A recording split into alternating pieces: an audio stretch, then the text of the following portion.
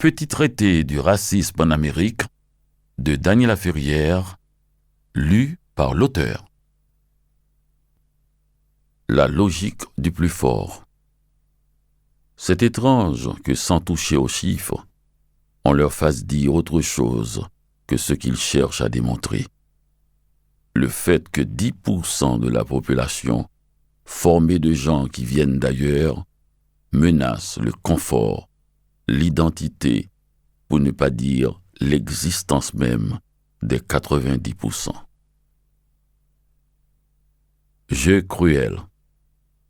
Dans cette fable sanglante, on fait monter le matin sur le trône un roi choisi parmi les gueux pour lui couper la tête avant la tombée du jour. Du nouveau à l'ouest. Tout était clair, simple et accepté de tous, jusqu'à ce qu'une révolution amène le désordre tout en chassant l'ennui.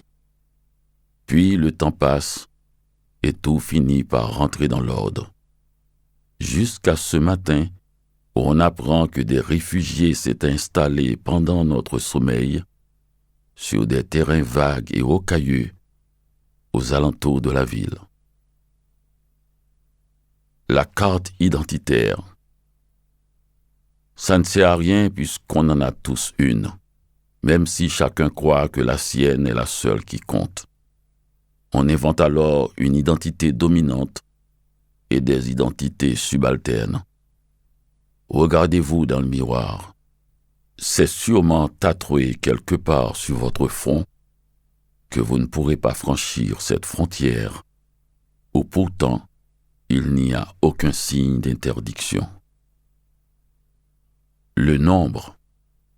On me reproche de ne parler que du racisme aux États-Unis en oubliant qu'il y a eu des esclaves au Canada. C'est vrai. Mais encore une fois, le Canada ne fait pas le poids. S'il y a bien 38 millions d'habitants dans les 10 provinces de ce pays, on compte 48 millions de Noirs aux États-Unis. Le poids du nombre. Pause café.